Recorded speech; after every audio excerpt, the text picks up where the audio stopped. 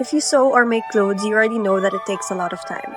I, for one, have been working on my own bridal collection for my atelier for the past few months now, and even on bespoke works for private clients, which takes around 1 to 2 months. I thought, why not? Because Bridgerton Season 4, Part 2 is coming out, or already is out by the time this video is up on YouTube. Why not make a dress inspired by the Regency era and also the season itself? A lot of you guys really liked my Bridgerton outfit that I showed in my last video where I dressed up for a Bridgerton themed event and got crowned Diamond of the Season, so I thought why not make another one, but this time make it inspired by the show and also show you guys how to make a bit of a last minute, almost DIY Bridgerton inspired outfit just in case you might want to make one for yourself, or at least if you're interested in sewing you can try it out yourself and maybe it will inspire you guys to sew more.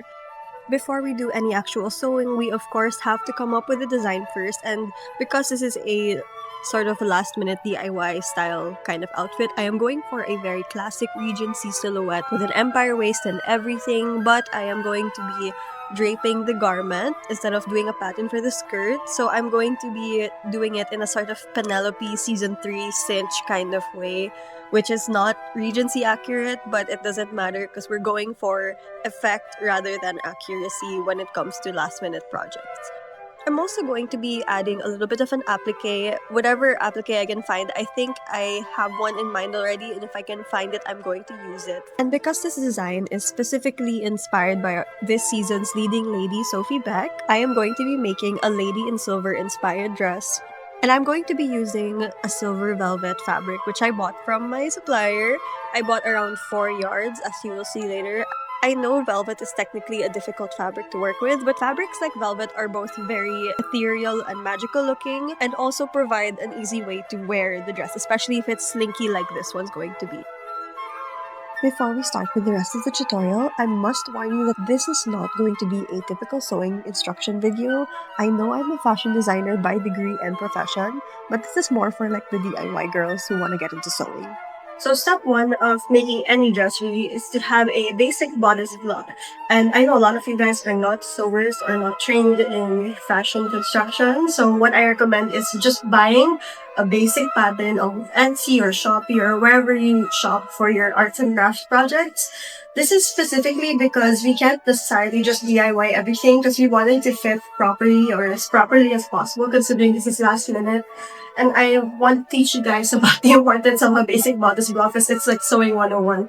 And I usually buy it from this account on Shopee. I'll put a link in the description below. But since a lot of you guys are also from the US and not the Philippines, I will also try to recommend some Etsy businesses or wherever you guys will buy a basic pattern block. When the patterns arrive, they usually come on a manila paper, but I also like to place it on an illustration board sometimes to kind of make it last a little longer and reduce crumpling. It makes it so much easier as well when you're working on multiple projects that need a lot of patterns and you can't keep buying the same base pattern all over again. But essentially, we're going to be using this base pattern to create our design and then draping the rest of the skirt. So I want this to be as simple as possible, so at least buy the base block and then the sleeves. For the fabric, I have bought this silver velvet fabric. I love velvet so much because one, it's very forgiving in terms of stretch. I know it's a little bit difficult to sew, but I really like that challenge. And for a fun, you can also hand sew this. I know this is not the best fabric to work with, but I really like velvet because it's one, stretchy, forgiving, and also it's very easy to just like drape and stuff. So after you finish the base part of your bodice, you can work on the skirt, which makes it so much easier because I'm gonna drape the rest of the skirt instead of using a pattern for it. For the fabric, I bought around 4 yards because I want to be working on the bias. So the bias, if you don't know, is the stretchiest angle of the fabric. That's as plain as I can put it. I'll just put a graphic here so you guys can understand what I mean when I say the bias. But basically, we're going to be cutting everything diagonally. I chose silver specifically because season 4 is all about the lady in silver, aka Sophie Beck. And I'm going to be making an outfit inspired by her, or at least an outfit inspired by the lady in silver. Other materials you might need include pattern paper, scissors, measuring tapes, a dress form, basic pattern rulers, glue or tape, a sewing machine, or sewing pins. Other alternatives will also be mentioned in this video later. Starting with the bodice of the dress first, I am taking my base pattern block already printed, and I'm going to be tracing it onto some pattern paper. At this point, you're gonna want to say a prayer to whatever deity you worship and hope for the best, because I am not going to be able to describe this as professionally as possible because I am not a teacher. But from here, we are going to be adjusting the base pattern to fit our preferred design, which is, in this case, an empire waist bodice. At this point of me tracing my bodice pattern, I realized that I forgot to take my own measurements. So this is what you're gonna need. You're gonna need your bust circumference, your under bust circumference, and the measurement from the top of your shoulder to under your bust, passing through the apex point. You're going to use your measurements to finagle your way through the pattern, and I'm just going to put a graphic of what I did specifically because I don't think you guys can see exactly what I did. Essentially, I just drew out the empire waist design, following my measurements and also adjusting as needed to make sure that it would actually fit over my bust, or at least to the point that I needed it to fit. That way, you can actually wear it. So technically, most empire waist measurements are from the highest point of the shoulder, like I showed you, to the lowest point of your under bust, which is actually here for me. But what I did is that I'm going to kind of like half it a little bit so it's uncomfortably high. I think, if I'm not mistaken, most regency dresses are not actually like all the way under bust. I'm pretty sure they made it like slightly higher or one or the other. You're going to have the front and the back. So this is going to be marked as the center front, the side seam, the other side seam. Make sure to put the F and the B so you know which one is which. And then you're going to put the center back. And in this case, since I'm not adding a zipper, you can opt to add a zipper, but again, this is last minute. I'm going to be putting an on-fold mark. So basically, this means you're going to be folding the fabric and placing this part of the pattern on that fold and cutting basically 1/2 and making it a total pattern when you open it. And this is what my bodice pattern looks like when it's fully adjusted. Now that it's done, I'm going to be adding some sewing allowance by adding around 1 to 1.5 centimeter allowances. After that, I'm moving on to the sleeve. I'm basically doing the same thing, tracing my bodice block. I'm going to be tracing it to my preferred sleeve length, so you can measure that on your own from the top of your shoulder to wherever you want your sleeves to end. And in this case, I'm making a puff sleeve, so I'm going to be cutting it out after sectioning it into different parts.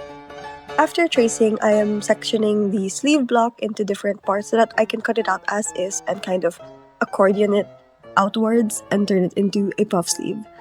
And from there, I am going to be adding the seam allowance, cutting it, and then also making a waistband for the arm measured to my bicep.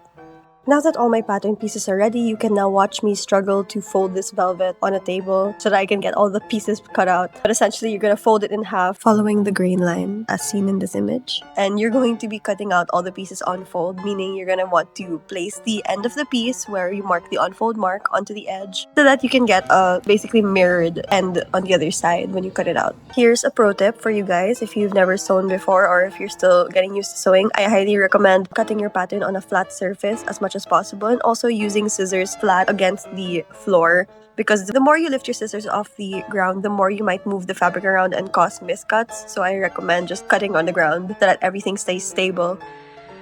After you finish cutting, you're gonna work your way into sewing all of the pieces together, basically putting it together like a puzzle. I really enjoy this part because you get to see all of the pieces coming together and see an actual garment being made. And because I'm working with velvet, I have to practice being extra careful, which is a challenge I enjoy when working with difficult fabrics. Fun fact, I started sewing by learning how to sew the hard fabrics first before working on easy fabrics like cotton and linen. I don't know why I did it. I think I just really liked working with velvet and silk and tulle and challenging myself. So even if my output was actual crap, I think I really sort of trained myself to get used to sewing with these fabrics. You can also sandwich paper, tissue paper, crepe paper in between the seams as you sew so that it's a little bit more stable for you if you're still scared to work with velvet. I think personally it just makes a good challenge. And also, again, I don't want to have to add a zipper to this because zippers are like my weakness, every sewer's weakness actually, and really irritating to put on. Once you're done sewing all the pieces together, you can start to fit and see if it works for your body type. In my case, I found out that adding a dart at the bottom of the bodice was completely unnecessary because since it was a stretch fabric, it ended up molding to my body perfectly and I didn't have to close the darts anymore. So I just left it as it was. So we're gonna move on to the next part, which is basically draping the skirt. So what I like to do is drape on the bias. So I'm gonna be draping it under like this. I'm actually proud of how shaped it looks so far. It's not perfect, but I'm gonna have to make do because Again, last minute. For the skirt, you're going to need a dress form for the most part. So if you don't have the money to buy a dress form, which by the way, people call a mannequin, that is not a mannequin, this is a mannequin, and this is a dress form. Anyway, back on topic. If you don't have a dress form, you can ask a friend to kind of pose as your model or help you pose as the model as they drape the fabric onto you. You might actually get stung by some pins, but I feel like it's so worth it, especially if you want the drape to be absolutely perfect. And it's super essential that you drape it onto a dress form also, so that you can get that exact shape and height needed when it comes to draping on the bias. For the skirt, you are just going to basically drape the fabric on the bias across the dress form, closing it at the center back, which I showed you earlier, and then also folding the fabric over and pinning it to the bottom of the bodice that you just sewed, so that you can get a feel of the measurement and also how much you need to cut out. And from there, you cut out the excess and then trim the bottom hemline, and then take it out and then kind of readjust all the measurements on the ground afterwards, so that you can get a proper estimate on the measurement. And also, velvet doesn't necessarily need to be hemmed, but I wanted to kind of give it like a bit of a dramatic drape towards the back. So as I sew this, I'm going to be cutting it as well, just to make sure it's even and everything is sorted out. Try to be as patient as possible, especially when draping, because velvet is a rather slippery fabric and you don't want to kind of lose your mind slowly like I did. I really recommend taking a few steps back to admire the work every now and then, so that you don't get too pressured to finish it right away. I also want to emphasize how important it is to not just drape it properly on the mannequin, but also lay it flat on the ground, so that you can actually adjust all the cutting that you just did to make sure it's all evened out and measured properly, because sometimes you might cut one side of the hemline too short and the other too long, and it kind of causes more problems if you don't take care of it on the first try. Okay, so after a bit of digging, all I could literally find was this old thing of butterfly lace, and I think it kind of works perfectly for the theme we're going, except for the fact that there's a bit of pink. So what I'm going to be doing is taking the purple only and also swapping out some pink for silver beaded ones, and I have a lot of leftover beads, so I'll be using that, so at least everything will get used. And I'm going to be appliquing them just across the bust line to just kind of give it a little bit of a pop. For the applique, I just encourage you guys to have fun with it. Like, I don't know if you have a budget to buy lace or anything, but I'm showing you guys that you can make a Bridgerton dress as simple as this with whatever you have at home, especially if you are a DIY crafter or a sewer and you love to make artwork at home by sewing. So just take whatever you have and just work with it, and I feel like you're going to create beautiful art. In my case, I didn't really like the applique I had on hand, but I wanted to use it to prove a point to you guys that you don't necessarily have to buy fabric or lace in order to make a good design, especially if it's just like a little DIY project. But I think in the future, I'm going to buy more lace for this, just to show you guys how far you can take an applique design. Maybe I'll do a part 2 of this, of me sewing an applique while I answer questions or something. So if that's something that interests you, you can tell me down below in the comments. Let me know what you think of the design so far. After sewing all the applique, you're pretty much done, and all we have left to do is look at the final product when worn. I've finished everything now, from the sewing to the applique, so all that's left to do is style it and show you guys the finished product. Here it is on. I'm actually super duper happy with how this turned out. Even if it's not perfectly tailored to my body, it still looks amazing. And I think it would be a great sort of like way for you guys to cheat a Bridgerton dress just last minute for your own use. And you know, I feel like it's just really fun, because I see a lot of you guys always saying like it's so hard to sew, and I agree. So, you know, maybe this is like one way you guys can get started on your sewing journey. The only thing I would note is that I'm not happy with the applique, but because I wanted to show you guys like how to do a simple applique on a dress, like I had to show it to you guys, and I just went with the first applique I found, and I'm most likely going to remove this because it's not very me. And I'm most likely gonna replace it with something a little darker or daintier that fits my personal style. I think once I replace the overall applique with something that's more me, I'll be much happier with the design of the dress. But I want to know what you guys think of this design, and let me know if you guys like it down in the comments, and I hope to see you in another sewing video in the future. This has been my last minute tutorial for you guys, for anyone interested in making a last minute Bridgerton costume for whatever event you might have. Yeah.